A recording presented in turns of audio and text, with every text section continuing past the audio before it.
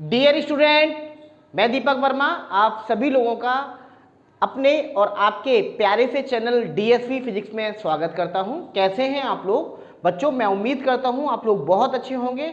और ये है क्लास 10th की जर्नी और आज का टॉपिक रहेगा रिफ्लेक्शन ऑफ लाइट।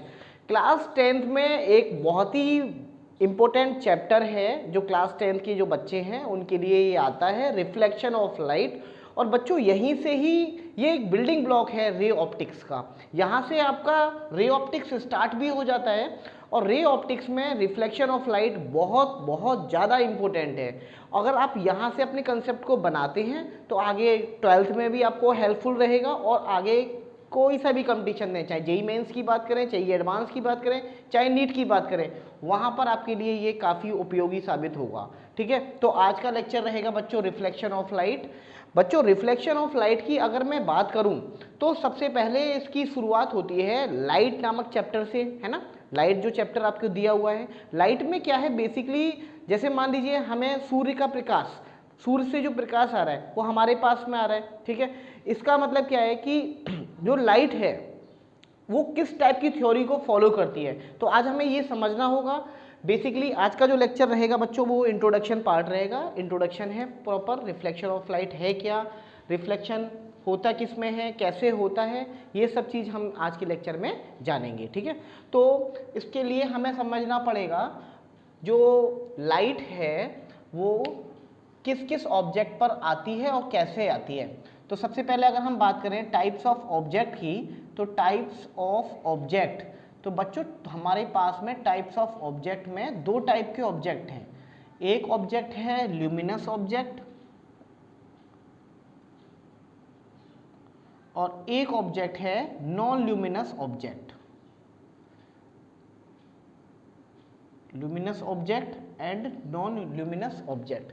अब बच्चों ल्यूमिनस ऑब्जेक्ट कौन से ऑब्जेक्ट होते हैं? बच्चों जिन ऑब्जेक्टों में खुद का प्रकाश होता है, जो खुद के प्रकाश से चलते हैं, ऐसे ऑब्जेक्टों को हम बोलते हैं ल्यूमिनस ऑब्जेक्ट। जैसे मैं एग्जांपल बोलूं, सनलाइट, ठीक है, जो सूर्य का प्रकाश है उसमें खुद का प्रकाश है ना, सूर्य के प्रकाश से ही दिन हो रहा है, हमें सब चीज दिखाई दे रही है। ट्यूबलाइट, ठीक है, टेबल लैंप, इलेक्ट्रिक बल्ब, इन सब में खुद का प्रकाश है, यानी ये खुद के प्रकाश से चल रहे हैं, तो जिसकी वजह से हमें चीज़ें दिखाई देती हैं। अच्छा, नॉन लुमिनस ऑब्जेक्ट बच्चों कौन से कहे जाते हैं? नॉन लुमिनस ऑब्जेक्ट वो ऑब्जेक्ट होते हैं जिनमें खुद का प्रकाश नहीं होता, यानी कि वो दूसरे लुमिनस ऑब्जेक्ट की हेल्प से चमकते हैं या दिखाई देते हैं। जैसे एग्जाम्पल लिया टेबल, चेयर, इनमें क्या है, इनमें खुद का प्रकाश तो है नहीं है। इनमें क्या है कि ये या तो जैसे आपके सामने दिन है, ठीक है, दिन के टाइम में आप टेबल को देख रहे हैं, इसका मतलब क्या है कि सन से जो लाइट रे आ रही हैं वो टेबल पर टकरा रही हैं और टकराने के बाद में हमारी आंखों पर पहुंच रही हैं, जिसकी वजह से हमें वो टेबल सामने दिखाई दे रही है। तो टेबल हो गया, चेयर हो गई, ट्री हो गया, ठीक है, कोई भी प्लांट हो गया, ये सब किसके एग्जाम्पल हो गए? नॉन लुमिनस ऑब्जेक्ट की। यानी नॉन लुमिनस ऑब्जेक्ट में बच्चों इनमें खुद का प्रकाश नहीं होगा, ये दूसरे लुमिनस ऑब्जेक्ट के प्रकाश से ही दिखाई देंगे। अब हम पूरे का स्ट्रक्चर समझते हैं कैसे इसको हमें ये चीज़ें दिखाई देती हैं। तो मान लीजिए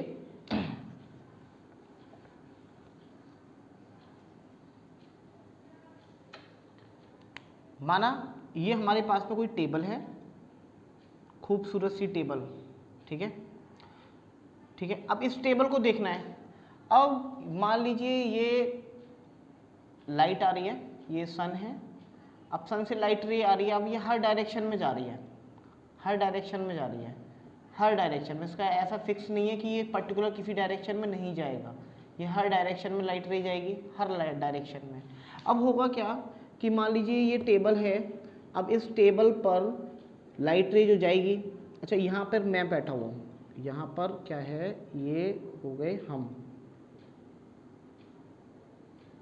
मुझे देखना है इस टेबल को, तो अब इस टेबल पर क्या होगा, कई सारी लाइट रे आएंगी, कई सारी लाइट रे आएगी, सन से ही लाइट रे आ रही है, ठीक है, सन तो बहुत बड़ा है, हर डायरेक्शन से लाइट रे आ रही है। अब इस टेबल से लाइट रे क्या है, टकरा कर इस पर लाइट रे इम्पैक्ट होगी, उसके बाद में क्या होगा, रिफ्लेक्शन होगा, लाइट रे इधर उधर जाएगी। अब लाइट रे हमारी आंखों में पहुंचेगी, मान लीजिए एक लाइट रे इधर से पहुंच गई, एक लाइट रे और आ रही है, ये भी मान लीजिए पहुंच गई, तो इन दोनों को ये लाइट रे जो है हमारी आंखों में पड़ी, इससे हमें टेबल की ये इमेज सामने दिखाई दे रही है, यानी हमें ये दिखाई दे रहा है कि हाँ ये टेबल है। मान लीजिए आप इस समय स्टडी कर रहे हैं, आप इस मोबाइल को ही देख रहे हैं, आप इस वीडियो को ही देख रहे हैं, तो क्या हो रहा है कि वीडियो यानी आप मोबाइल फ़ोन को भी देखने के लिए क्या हो रहा है कि लाइट रे आ रही है, तभी आपको पता चल रहा है ना कि ये सामने मोबाइल रखा हुआ है या आपको किसी को भी देखना है, तो उससे टकरा कर, उस पर्टिकुलर ऑब्जेक्ट से टकरा कर लाइट रे हमारी आंखों में एंटर करती हैं, और जब हमारी आंखों में एंटर करेंगी तभी हमें वो चीज़ सामने दिखाई देगी। ठीक है, अब बात करते हैं बच्चों नेचर ऑफ लाइट। लाइट का नेचर है किस टाइप का, नेचर ऑफ लाइट, लाइट का नेचर है किस टाइप का। तो बच्चों लाइट को बड़ा कहना चाहिए कंट्रोवर्सी रहा है कि लाइट है क्या, लाइट जो है वो पार्टिकल नेचर है या लाइट जो है वो वेव नेचर है। ठीक है, तो बच्चों आज ये केवल इंट्रोडक्शन लेक्चर है, केवल इंट्रोडक्शन दे रहा हूँ मैं, पूरा डिटेल में चलेगा, रे ऑप्टिक्स पूरा डिटेल में चलेगा, बेसिकली रिफ्लेक्शन पूरा डिटेल में चलेगा और रिफ्रैक्शन भी। ठीक है, तो पार्टिकल नेचर की बच्चों अगर मैं बात करूँ तो पार्टिकल नेचर में ये माना गया, जैसे कि कुछ हमने घटनाएं देखी लाइट की, इसको बोलते हैं हम रिफ्लेक्शन या रिफ्रैक्शन, है ना। ये जो घटनाएं हमने देखी तो वो ये जो घटनाएं हैं रिफ्लेक्शन और रिफ्रैक्शन, ये पार्टिकल नेचर को फॉलो करती हैं। ओके, और अगर बात करूं मैं कुछ ऐसी घटनाएं जिसको मैं बोलता हूं, जैसे मान लीजिए डिफ्रैक्शन या इंटरफेरेंस या पोलराइजेशन, ये जो प्रकाश की जो घटनाएं हैं, ठीक है, इनमें हमेशा वेव नेचर फॉलो होता है। तो बच्चों अगर कोई आपसे पूछे कि लाइट का नेचर है कैसा, तो लाइट ड्यूल नेचर की होती है, light has dual nature, light के अंदर ड्यूल नेचर होता है, यानी उसके अंदर पार्टिकल नेचर भी है और उसके अंदर वेव नेचर भी है। पार्टिकल नेचर में अगर मैं इसके एग्जाम्पल की बात करूं तो reflection and refraction are the best example, और अगर वहीं मैं वेव नेचर की बात करूं तो these are example of wave nature, यानी डिफ्रैक्शन में भी वेव नेचर देखने को मिलता है, इंटरफेरेंस में भी वेव नेचर देखने को मिलता है, पोलराइजेशन में भी वेव नेचर देखने को हमें मिलेगा। अब बच्चों बात करते हैं कि ये पार्टिकल नेचर में पार्टिकल नेचर है कैसे। तो बच्चों पार्टिकल जो थ्योरी होती है, पार्टिकल थ्योरी में ये बोला गया है कि जो लाइट है वो बहुत छोटे छोटे पार्टिकल से मिलके बना हुआ है, जिसको हम फोटोन कहते हैं। ये एलिमेंट्री पार्टिकल्स है लाइट का, जिसको हम क्या कहते हैं, फोटोन। और फोटोन क्या होता है, एनर्जी का पैकेट होता है। ठीक है, फोटोन जो है वो एनर्जी का पैकेट है। तो ये एनर्जी का पैकेट है। अब होता क्या है कि जैसे मान लीजिए इसी टेबल का एग्जाम्पल बता रहा हूँ, तो जो ये हम ये बोलते हैं कि ये फोटोन आ रहे हैं और ये फोटोन इस पर टकरा रहे हैं, और टकराने के बाद में क्या हो रहा है, ये हमारी सीधी प्यारी सी आँखों में ये फोटोन जो हैं वो टकरा रहे हैं। ठीक है, जिससे कि हमें ये इमेज दिखाई दे रही है।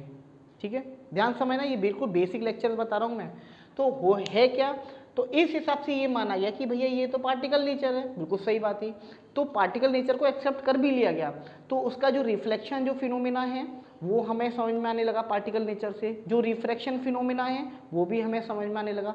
बट रिफ्रैक्शन, इंटरफेरेंस और पोलराइजेशन की बात करूं तो इसमें पार्टिकल नेचर फॉलो नहीं हो रहा था। ठीक है, तो इसके बाद में एक और थ्योरी आई जिसको हम बोलते हैं वेव थ्योरी। तो ये बोला गया कि जो लाइट है वो वेव नेचर की है। तो अब वेव नेचर के हिसाब से अगर हम समझेंगे तो वेव नेचर है क्या, तो वेव नेचर में बच्चों ये बोला जाता है कि जो लाइट है वो इलेक्ट्रोमैग्नेटिक वेव से कुछ इस टाइप से ट्रैवल करेगी।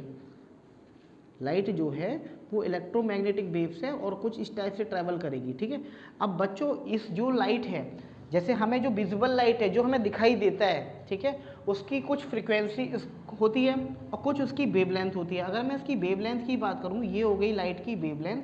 ठीक है, लेंथ ऑफ द वेव, यानी एक वेव की लेंथ हम कैसे बोलते हैं, एक पॉजिटिव और एक नेगेटिव साइकिल, है ना। तो ये पूरी लेंथ कहलाएगी वेवलेंथ।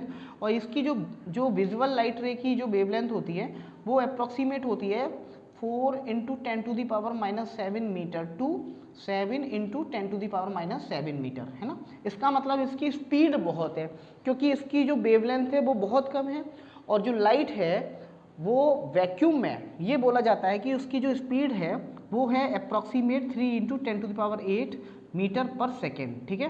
तो लाइट जो है एक्चुअल में इलेक्ट्रोमैग्नेटिक वेव्स है, जिसको ट्रैवल होने के लिए किसी भी मीडियम की आवश्यकता नहीं होती है। तो लाइट भैया, जैसे कि अब सन से बात करें, सूर्य से प्रकाश आ रहा है, अब बीच में तो कोई माध्यम है नहीं है, कोई मीडियम है नहीं है, तो भी लाइट आ रही है हमारे पास में। सूर्य कितना दूरी पर है ना।